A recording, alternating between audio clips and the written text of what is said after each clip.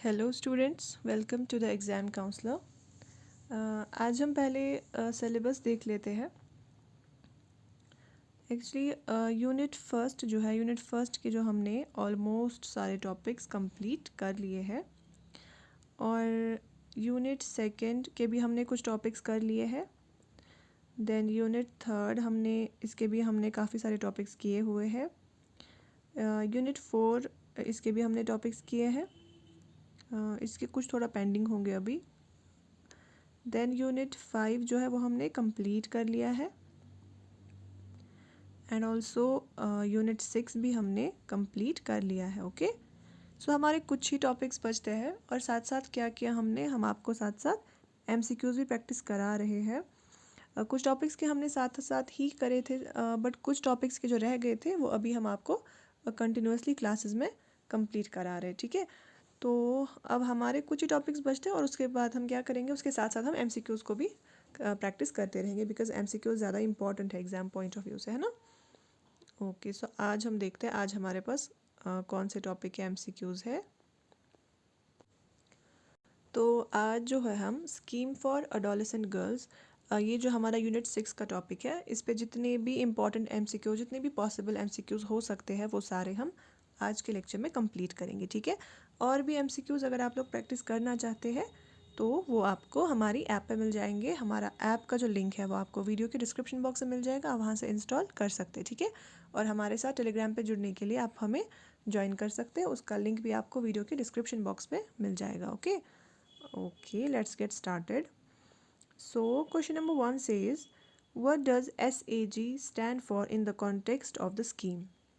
देखो यहाँ पे तो आपको सिंपल लगेगा कि स्कीम का नाम ही है स्कीम फॉर एडोलेसेंट गर्ल्स, तो SAG का मतलब भी वही होगा, है ना। ऐसे देखने में हमें इजी लगता है, बट जब क्वेश्चन आपको पूछा जाएगा ना, आपका 60 मार्क्स का क्वेश्चन होगा, तो वहाँ पे जब अचानक से आपके सामने ऐसा क्वेश्चन दिख जाएगा ना आपको 60 मार्क्स में, तो आप कंफ्यूज हो जाएंगे कि किस वाले टॉपिक में था, ये क्या था, किससे रिलेटेड था। तो इसलिए जो है ना, आपको छोटी छोटी चीज़ें आपको माइंड में रखनी पड़ेंगी। ठीक है, so SAG stands for scheme for adolescent girls. Okay, it's just to remind you कि कैसे क्वेश्चंस आपको वहाँ पे फ्रेम हो सकते हैं। ठीक है, okay. Then question number 2 says, when was the scheme for adolescent girls devised? ये जो स्कीम है ये कब बनी थी, कब डिवाइस की गई थी? Yes, try to answer. The scheme was devised in 2010. Okay, the scheme was devised in 2010. Yes. Then next question says, what age group does the scheme for adolescent girls target? कौन सा age group target करती है? अगर हम इस scheme को ही देखें, ये बोल रहा है स्कीम फॉर एडोलेसेंट। हमें पता है एडोलेसेंट एज जो होती है ना वो 10 से लेकर स्टार्ट होती है 15-16 तक, है ना। तो हमारे पास यहाँ पे ऑप्शन में मोस्ट अप्रोप्रिएट क्या है, 11 to 14 ईयर्स एडोलेसेंट एज है ना। तो स्कीम फॉर एडोलेसेंट गर्ल्स है, so it targets 11 to 14 years. Okay, बिल्कुल। Okay, let's move forward. Next question says, what is the key objective of the scheme for adolescent girls? कि जो primary objective है ना, जो बेसिक ऑब्जेक्टिव है इस scheme का, वो क्या है? क्या प्रोवाइड करते हैं फाइनेंशियल असिस्टेंस? क्या एम्पावर करते हैं एडोलेसेंट बॉयज़? ये तो चलो लॉजिकली नहीं है क्योंकि गर्ल्स की स्कीम है। क्या फैसिलिटेट, एजुकेट और एम्पावर करते हैं एडोलेसेंट गर्ल्स को? या फिर प्रमोट करते हैं gender bias?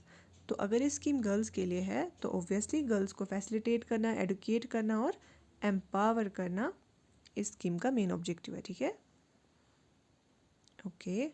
The next question, which platform is used for implementing the scheme for adolescent girls?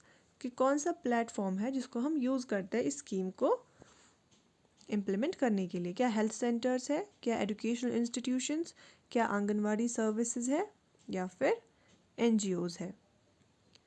Okay, try to answer. Yes, हम इसमें यूज़ करते हैं anganwadi services of umbrella ICDS scheme. What do you mean by ICDS? ICDS का क्या मतलब है? Integrated child development scheme. जो integrated child development scheme है ना, उसी के अंडर आती है ये जो सारी स्कीम्स है ना, ये स्कीम फॉर एडोलेसेंट गर्ल या फिर और भी कुछ स्कीम्स होती है, तो ये स्कीम इसी के अंडर आती है, इसलिए मैंने बोला कि अम्ब्रेला IDCS स्कीम के अंडर है। तो इम्प्लीमेंट कहाँ पे होती है ये आंगनवाड़ी सर्विसेज में, ठीक है। Okay, the next question says what is the geographical coverage of the SAG scheme? What was the geographical coverage of SAG scheme initially? कि जब स्टार्ट हुई थी 2010 में ये स्कीम, तो उस टाइम जो है इसका जियोग्राफिकल कवरेज कितना था, स्टार्टिंग में कितना था?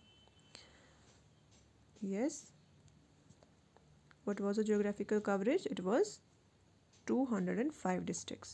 It was 205 districts. Okay. Yes. Okay, let's move forward.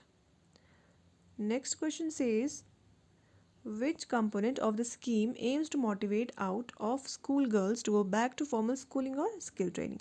तो ये वाला क्वेश्चन जो है ना, ये क्या बोल रहा है कि इस स्कीम के कुछ कंपोनेंट्स है, जैसे कि nutrition component, non nutrition component है ना। तो बोल रहा है कौन सा कंपोनेंट ऐसा है जो क्या करता है, जहाँ पे एक तो खाने का हो गया कंपोनेंट जो न्यूट्रिशन वगैरह का, वो हमें पता है। दूसरा कंपोनेंट है जहाँ पे क्या होता है ना, जहाँ पे लड़कियों को मोटिवेट किया जाता है, उन्हें काउंसलिंग दी जाती है, या फिर उन्हें समझाया जाता है कि आप जो स्कूल से निकले होते हैं ना, स्टूडेंट जिन्होंने ड्रॉप आउट किया होता है स्कूल, तो उनको मोटिवेट करते हैं आप वापस स्कूल जाओ, आपको स्किल ट्रेनिंग्स लो, आप लाइफ में आगे बढ़ोगे। उन्हें अच्छी अच्छी चीज़ें बताई जाती है ना पढ़ने के बारे में, ताकि वो दोबारा से स्कूल ज्वाइन करें। तो बोल रहा है कि ये वो वाला जो कंपोनेंट है वो इस स्कीम के किस वाले कंपोनेंट में आता है? क्या वो हमारा न्यूट्रिशन कंपोनेंट है? हम बोलेंगे नहीं, न्यूट्रिशन तो खाने के रिलेटेड है। क्या वो नॉन न्यूट्रिशन है? क्या वो हेल्थ चेकअप है? नहीं, ये तो हेल्थ के रिलेटेड है। क्या सप्लीमेंट्री एजुकेशन है? बिल्कुल नहीं, वो आता है हमारा नॉन न्यूट्रिशन में। क्योंकि न्यूट्रिशन में आते हैं जो भी हेल्थ रिलेटेड, खाने के रिलेटेड चीज़ें होती है ना, पोषण वगैरह, और नॉन न्यूट्रिशन में आता है जहाँ पे लड़कियों को मोटिवेट किया जाता है। Okay okay, then comes the next question, what is the funding pattern for the nutrition component of SAG scheme? कि जो न्यूट्रिशन कंपोनेंट है, न्यूट्रिशन कंपोनेंट में SAG स्कीम का जो है फंडिंग पैटर्न क्या है, कि सेंटर कितना देता है और स्टेट कितना देता है। अगर इसमें सेंटर और स्टेट दोनों है, तो यहाँ पे हम पहले समझ गए कि SAG स्कीम जो है वो सेंट्रली स्पॉन्सर्ड है, सेंट्रली सेक्टर नहीं है। जो सेंट्रल सेक्टर स्कीम्स होती है ना, उनमें 100% सेंटर का क्या होता है, फंडिंग पैटर्न होता है। लेकिन जो सेंट्रली स्पॉन्सर्ड होती है उनमें कुछ पैटर्न सेंटर का होता है फंडिंग, और कुछ फंडिंग स्टेट्स की होती है, ठीक है। तो SAG जो है ये सेंट्रली स्पॉन्सर्ड स्कीम है, और इसमें जो फंडिंग पैटर्न है किस कंपोनेंट के लिए, न्यूट्रिशन कंपोनेंट के लिए, बोल रहा है वो कितना है, क्या पैटर्न है। तो इसमें जो पैटर्न है दैट इज़ 50-50, कि सेंटर अगर 50% देगा तो स्टेट भी इसका 50% देगा, ठीक है। Okay okay, let's move forward. What services are included in the non nutrition component of SAG scheme? की जो नॉन न्यूट्रिशन हमने अभी देखा, नॉन न्यूट्रिशन कंपोनेंट बोल रहा है उसमें क्या क्या आता है। क्या उसमें हम सिर्फ न्यूट्रिशन देते हैं? नहीं, ये नॉन न्यूट्रिशन है तो ये नहीं होगा। क्या सिर्फ स्किल देते हैं? जब ऑनली आता है ना, तो आप समझा करो, जब भी आप MCQs करते हो ना, जहाँ पे ऑनली वर्ड आता है ना, तो वहाँ पे जो यूजुअली होता है वो आंसर नहीं होता है, क्योंकि जो एक्सेप्शन होती है ना, कि नहीं एक्सक्लूसिविटी होती है ऑनली से, तो आप देख लेना कि वो यूजुअली वो आंसर नहीं होता है। You have to go for other options, ठीक है। तो बोल रहा है स्किल ऑनली, नहीं। Then it says health checkup, education, skill training, counselling and more, जहाँ पे ये सारी चीज़ें आ रही है विदाउट न्यूट्रिशन, नॉन न्यूट्रिशन, ये सारा आता है हमारे नॉन न्यूट्रिशन कंपोनेंट के अंदर, ठीक है। Okay okay, the next question, who is responsible for the budgetary control and administration of the SAG scheme at the centre? तो बोल रहा है कौन सी मिनिस्ट्री है जो इसका जो बजट कंट्रोल करती है, जो पैसे देते हैं, जो बजटरी और एडमिनिस्ट्रेटिव जो कंट्रोल करते हैं स्कीम को, वो कौन है, कौन सी मिनिस्ट्री है जो इस स्कीम को देखती है? क्या ministry of health and family welfare है? क्या ministry of women and child development है? मिनिस्ट्री ऑफ एजुकेशन है? या फिर ministry of social justice and empowerment है? तो हमें पता है ICDS स्कीम हो, SAG स्कीम हो, या आंगनवाड़ी हो, ये किसके अंडर आता है, ministry of women and child development. So the answer is option B, ministry of women and child development. Okay, moving forward, what is the frequency of financial assistance released to the states UTs for the SAG scheme? कि frequency क्या है, कितने कितने time के बाद जो है ना फाइनेंशियल एड दिया जाता है स्टेट्स या यूटीज़ को इस स्कीम के अंडर? क्या मंथली दिया जाता है, क्वार्टरली, बाइनली, या फिर एनुअली? तो द आंसर इज क्वार्टरली, ठीक है।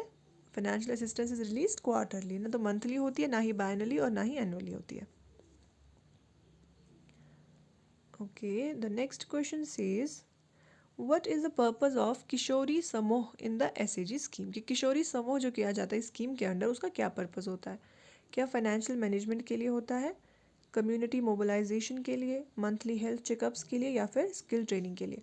समूह मतलब क्या होता है? समूह होता है ना, बोलते हैं कहीं पे कुछ समूह हो रहा है मतलब जहाँ पे लोग इकट्ठे होते हैं, है ना? तो इसको अगर हम रिलेट करेंगे ना तो इसके साथ रिलेट हो रहा है ना कम्युनिटी। तो किशोरी समूह मतलब कम्युनिटी मोबिलाइजेशन। किशोरी समूह का पर्पस क्या है? Community mobilisation. Okay okay, let's move forward.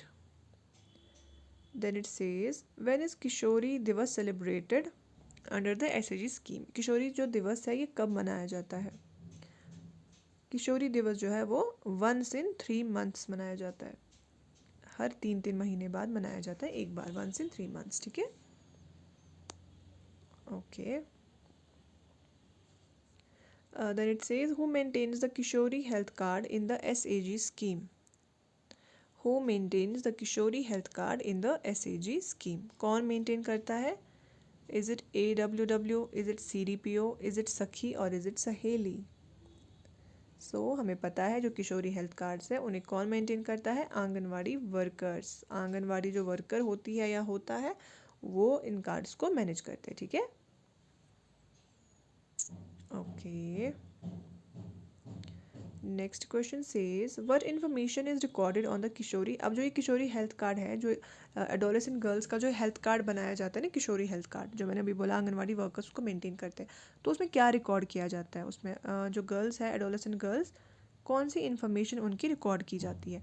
क्या हम उनका वेट और हाइट करते हैं रिकॉर्ड?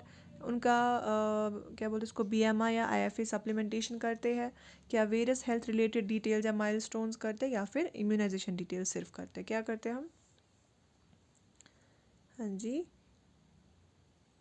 हम इसमें करते हैं जितने भी उनके हेल्थ रिलेटेड डिटेल्स होते हैं, जो भी माइलस्टोन्स होते हैं, वो सारी चीज़ें हम इसमें, जब ओनली ओनली आया, मैंने आपको भी बोला ना ओनली जहाँ पे होता है तो आप अवॉइड करते हो उस चीज़ को.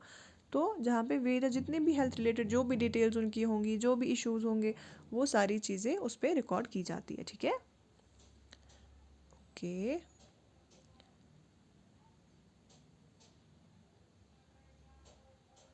The next question says, who is responsible for the overall direction and implementation of the SAG scheme? कौन है जो डायरेक्ट क्या करता है, इम्प्लीमेंट या फिर कंट्रोल करता है किसको? SAG स्कीम को. क्या चीफ मिनिस्टर करते हैं, secretary of department of women and child development करते हैं, या फिर डिस्ट्रिक्ट मजिस्ट्रेट या गवर्नर? हमने अभी देखा था इसको कौन सी मिनिस्ट्री संभालती है? Ministry of women and child development. तो उसी का जो सेक्रेटरी है वही इसको रन करता है, इम्प्लीमेंट करता है. ठीक है, okay. Then the next question says, what is the financial assistance ratio for non-nutrition component?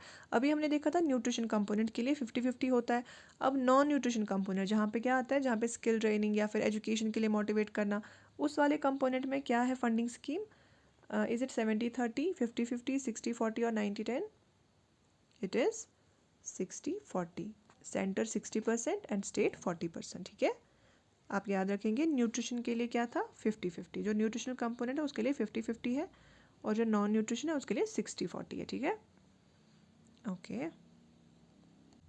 Okay. So next question says, how are NGOs involve in the implementation of non nutrition services under the SAG scheme? NGOs जो है वो क्या काम करते हैं non nutrition, क्योंकि nutrition services में तो वो क्या ही करेंगे, वो तो प्रोवाइड किया जाता है न्यूट्रिशन उनको आंगनवाड़ी सेंटर्स में. बट नॉन न्यूट्रिशन जो सर्विसेज है उनमें NGOs का क्या काम होता है? दे आर नॉट इन्वॉल्व, वो इन्वॉल्व ही नहीं है. They provide only financial assistance provide करते हैं. NGOs में be engage by states duties to impart non nutrition services, या फिर दे हैंडल ओनली न्यूट्रिशन. हमें पता है नॉट इन्वॉल्व भी गलत है, न्यूट्रिशन संभालते वो भी गलत है, फाइनेंशियल असिस्टेंस देते हैं वो भी नहीं है.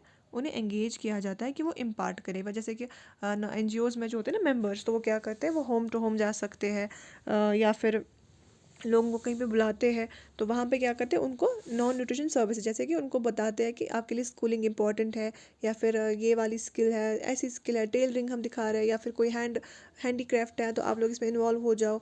तो वो सारी चीज़ें जो है वो कौन इम्पार्ट करता है? हमारे NGOs. Okay okay, let's move forward. So the question says, what is the funding pattern for non nutrition component in the union? अभी तो भी हमने देखा था ना नॉन न्यूट्रिशन का 60-40 होता है ना, लेकिन अब ये बोल रहा है नॉन न्यूट्रिशन कंपोनेंट, मगर किन के लिए? यूटीज़ के लिए, जो विदाउट लेजिस्लेशन होती है। यूटीज़ के लिए पहले हमने देखा था स्टेट्स एंड यूटीज़, बट वो विद लेजिस्लेशन थी। अब ये बोल रहा है यूटीज़ के लिए बट विदाउट, यहाँ पे लेजिस्लेशन नहीं होता, जो डायरेक्टली होती है under the control of centre. तो अगर वो directly under the control of centre है तो वहाँ पे जो अपना वाला होगा हिस्सा वो कौन देगा, क्योंकि वो तो खुद ही सेंटर के अंडर आती है। तो इनमें क्या होता है funding pattern, it's 100% of the financial norms के। जो सेंटर है वो इनका 100% फंडिंग करता है, ठीक है। क्योंकि वहाँ पे लेजिस्लेशन नहीं है तो स्टेट यूटी क्या ही प्रोवाइड करेगा, तो इसलिए जो है उनका 100% फंडिंग होता है फ्रॉम सेंटर। ओके, ये काफ़ी जो छोटी छोटी टिडबिट्स है ना, फिर इंसान को एग्जाम में यही चीज़ें बहुत कंफ्यूज करती है। You have to keep everything crisp and clear in your mind. Okay okay, let's move forward. So the next question says, what criteria are used to define out of school for AGs under the SAG scheme? कि out of school किस चीज़ को वहाँ पे बताया गया है, जो भी लाइक लड़कियाँ आउट ऑफ स्कूल होती है ना, उसके लिए क्या क्राइटेरिया दिया गया है? जो एनरोल्ड होंगे, एनरोल उन्होंने किया होगा स्कूल बट कभी अटेंड नहीं किया, या फिर वो जिन्होंने कभी एनरोल ही नहीं किया, या फिर ड्रॉप आउट्स, वो गए थे स्कूल बट फिर ड्रॉप किया। तो ये सारे जो है ना, ये सारे आते हैं किस वाले क्राइटेरिया में? आउट ऑफ द स्कूल में, ठीक है। जब यूज़ किया जाएगा आउट ऑफ स्कूल तो वहाँ पे ये तीनों आ जाएंगे। जिन्होंने एनरोल किया हो, अटेंड कभी नहीं किया हो स्कूल, एनरोल किया हो, कभी एनरोल ही नहीं किया हो, कभी देखा ही नहीं स्कूल को, या फिर कभी अपना नाम भी नहीं लिखाया, और जो गए थे पढ़ा बट फिर ड्रॉप आउट कर दिया, तो ये तीनों जो है आउट ऑफ स्कूल के अंडर आते हैं, ठीक है। Okay, then next question says, what activities are conducted to support out of school ages for successfully transitioning back to? तो बोले कौन सी एक्टिविटीज़ की जाती है ताकि जो आउट ऑफ स्कूल लड़कियां हैं, एडोलेसेंट गर्ल्स हैं, उनको वापस से फॉर्मल एजुकेशन की तरफ लाया जाए या फिर स्किल ट्रेनिंग की तरफ किया जाए। तो क्या करते हैं हम? Home visits, information guidance sessions, inviting school authorities to address AGs. बिल्कुल, होम विजिट्स भी की जाती है, उनके घरों में जाके उनको बताते हैं कि हाँ जी आपके लिए बहुत इंपॉर्टेंट है स्टडीज़ करना, आगे जाके आप ऑफिसर बन सकते हो, आप अपनी लाइफ को सेट कर सकते हो, है ना, या फिर आप अपनी कम्युनिटी के लिए अच्छे काम कर सकते हो। या फिर उनको गाइडेंस सेशंस दिए जाते हैं कि अलग अलग, जैसे कुछ ग्रुप बनाते हैं लड़कियों के, उनको सेशंस में बताया जाता है कि क्या होगा क्या नहीं होगा, आपके लिए बेटर है, अच्छा है। या फिर स्कूल अथॉरिटीज़ जो होती है ना, टीचर्स कुछ होंगे, कुछ ग्रुप टीचर्स का, उनको ही बुलाया जाता है, इनवाइट किया जाता है कि आप आ जाओ फलानी जगह पे, हमने इनको किया है गैदर, तो आप इनको वहाँ पे एड्रेस करो, है ना। तो ये सारी चीज़ें जो है ये आती है हमारे किस में? इन एक्टिविटीज़ में, ठीक है। So our answer is all of the above. Okay, then the next question says, who is involve in mobilising the community to support girls education? तो बोला कौन है इनमें से जो डायरेक्टली इन्वॉल्व होते हैं in mobilizing community to support girls education under SAG scheme? क्या स्कूल टीचर्स होते हैं, कम्युनिटी बेस्ड स्ट्रक्चर्स होते हैं, दोनों टीचर्स भी और कम्युनिटी बेस्ड स्ट्रक्चर्स भी, या सिर्फ आंगनवाड़ी वर्कर्स? तो कौन होते हैं जो क्या करते हैं? गर्ल्स का एजुकेशन, एजुकेशन के लिए जो इम्पोर्टेंट है। स्कूल टीचर्स तो है ही, फिर कम्युनिटी बेस्ड जैसे कि NGOs हो गए, हमने भी बताया ना, NGOs हो गए, या फिर और भी कुछ लोग हो गए जो कम्युनिटी बेस्ड होते हैं, जो बोलेंगे हाँ हम लड़कियों को क्या करेंगे, उनको गाइडेंस देंगे, उनको मोटिवेट करेंगे। तो जो भी कम्युनिटी बेस्ड स्ट्रक्चर्स होंगे या फिर स्कूल टीचर्स होंगे, वो दोनों ही इम्पॉर्टेंट रोल प्ले करते हैं इस चीज़ में, ठीक है। Okay, let's move forward. The next question says, what is the purpose of किशोरी दिवस अंडर द SAG स्कीम? किशोरी दिवस जो है इसका क्या पर्पज़ है? क्या मंथली हेल्थ चेकअप्स करना, सेलिब्रेट करना अचीवमेंट्स, प्रमोट न्यूट्रिशन, या फिर सब कुछ? तो हम बोलेंगे सब कुछ, क्योंकि किशोरी दिवस में क्या किया जाता है? मंथली चेकअप्स भी दिए जाते हैं एडोलसेंट लड़कियों को, अचीवमेंट्स देखे जाते हैं कि क्या उन्होंने अचीव किया, कि अगर हमने कुछ गोल्स रखे थे उनके वेट के लिए, है ना, या फिर कुछ हेल्थ प्रॉब्लम को रिलेटेड, तो उन चीज़ों को, या फिर अगर उनको कोई स्किल दी गई थी क्या उन्होंने वो स्किल सीखी है, या पढ़ने में कुछ जो भी अचीवमेंट्स होंगे उनको सेलिब्रेट किया जाता है। और न्यूट्रिशन क्या किया जाता है? प्रमोट किया जाता है न्यूट्रिशन का एजुकेशन के लिए। तो all of the above is the answer, ठीक है। Then it says, who is responsible for the administration of SAG scheme at the field? Field level पे SAG स्कीम का जो एडमिनिस्ट्रेशन है वो कौन करता है? क्या चाइल्ड डेवलपमेंट प्रोजेक्ट ऑफिसर होता है, सुपरवाइजर, आंगनवाड़ी वर्कर, या DPO? तो जो फील्ड लेवल पे इसका एडमिनिस्ट्रेशन कौन करता है? Child development project officer, CDPO। Okay,